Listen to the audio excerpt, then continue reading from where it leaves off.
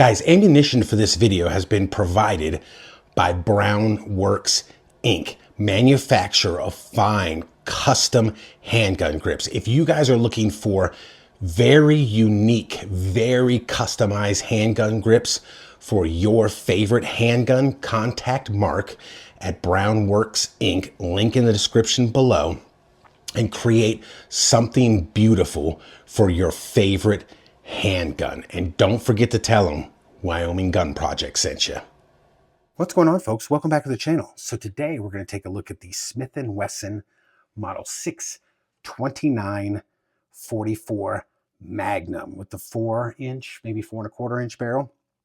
And as you can see, this is stainless steel, 6-shot 44 Magnum revolver. Now, in Smith & Wesson's like model number thing, the 6 designation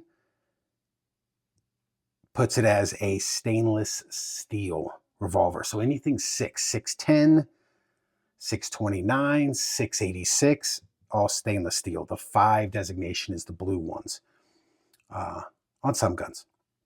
They change it up a lot. And the older ones have all different model numbers.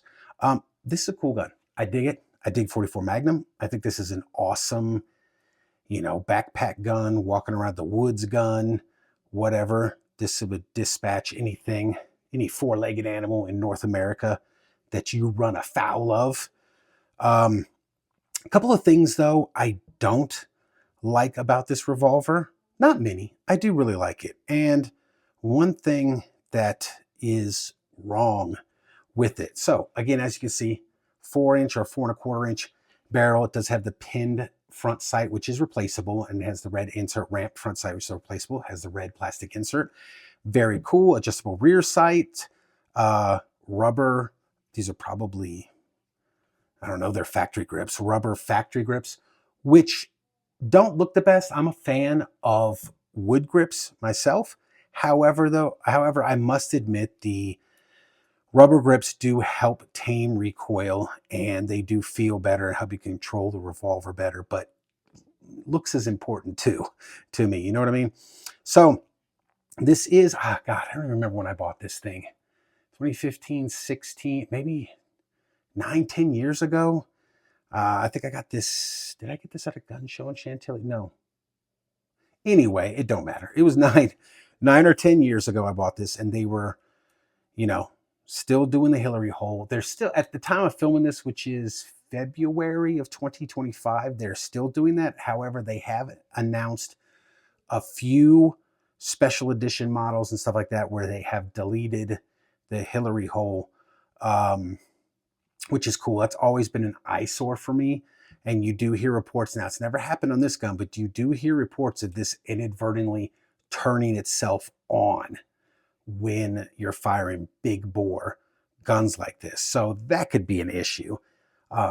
So there's rumors that they're going to get rid of that. I hope they do, because that has always just kind of been a pain in the ass. It's an eyesore. Does it affect the gun? I have never had it affect this gun, but again, it's just, not great looking.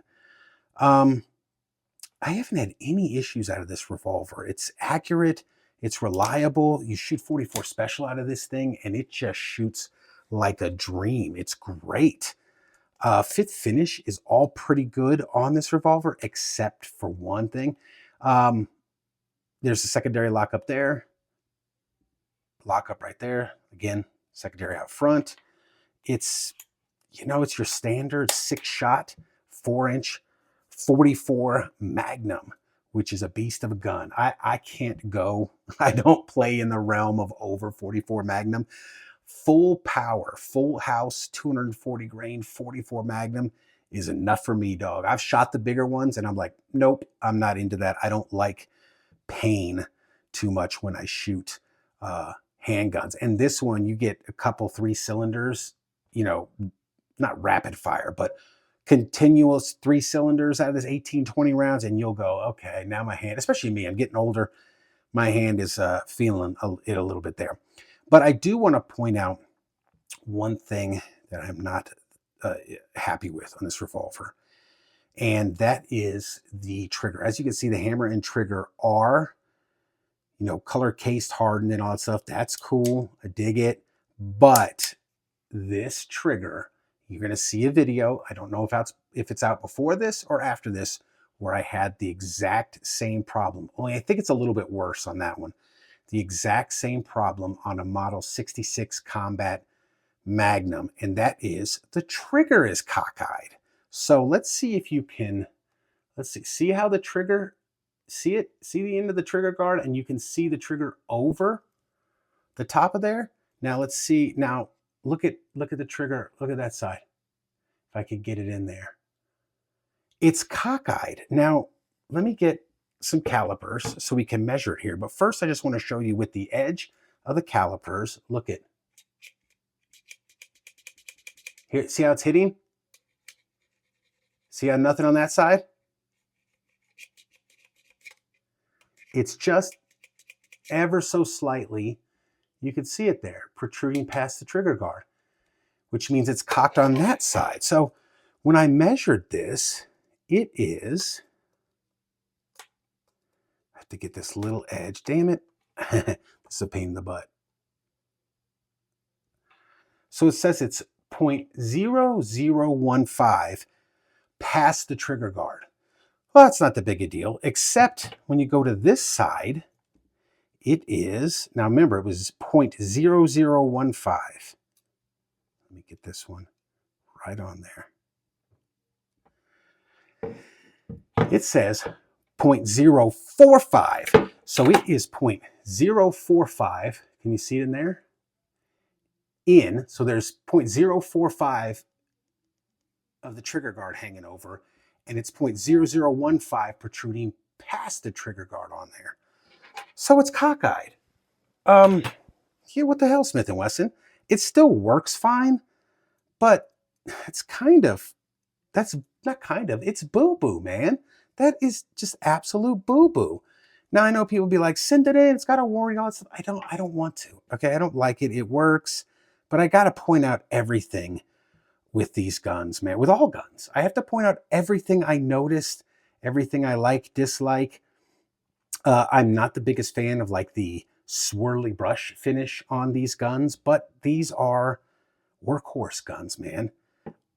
And I do dig it. It shoots great, and I've always liked this, but that has always kind of irritated me, especially, I think I bought this one first. Yes, especially after I bought my Model 66 Combat Magnum, and the same thing happened. If that video has released before this, I will put a link down below. If it hasn't, just kind of come back to the channel and look out for it. It's worse than this one. So I guess maybe I should get around to sending guns in. I usually don't send a gun into a manufacturer unless it's really broken. So there it is, guys. Let's get a weight and a trigger pull, and let's just, then take it out to the range and see how it shoots. 42.95 ounces.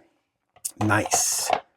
It's a heavy gun. 42.95. Now let's see what we can do with the whole trigger pull here. 11.40. 10.08, 11.90. So it's probably right around 11 pounds. Let's see what the single action is. 3.48. Yeah, it does have a really good single action. 4.52. That one might have been a little bit high up on the trigger. 3.80. Yeah, I ran that other one a little bit high. So it's right. I'd probably say it's about 3.0. So it's got a really nice take up, really nice 11-pound double action, and then the single action. Very nice. Other than that trigger issue, man, I dig this gun. So let's take it out to the range and just see how it shoots. Okay, folks, live fire portion of this review. We have 6 rounds of 240 grain Winchester 44 Remington Magnum. We have some steel, and we're just gonna bust this bad boy. Here we go.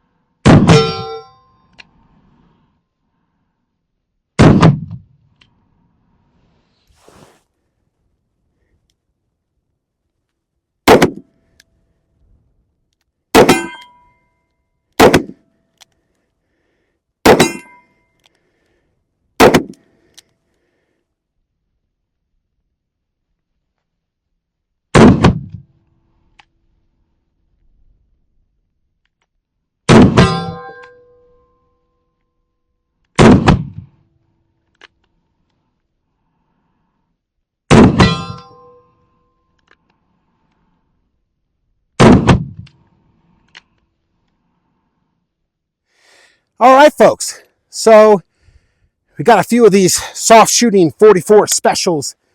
We're just going to shoot and see how well they shoot out of this bad boy.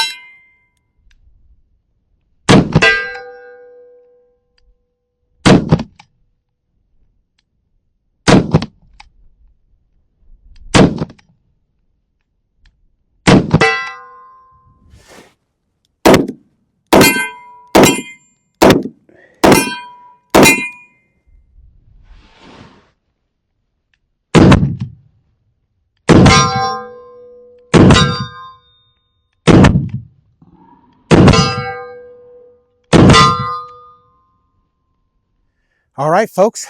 Accuracy portion of this review. We have our Smith & Wesson 629. I have 3 rounds of 44 Special and 3 rounds of 357 Magnum. I'm going to shoot the 44 Special at the top and the 44 Magnum at the bottom and go back 7 yards, and we're just going to see how it shoots.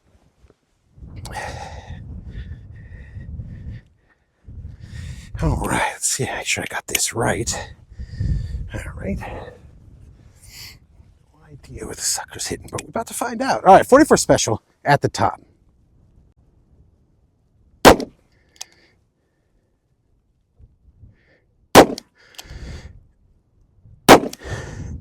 And now 44 Magnum.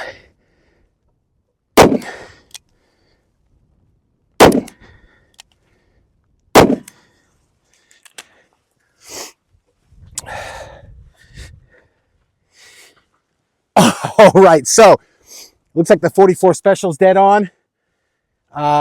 This is probably me with the recoil of the gun.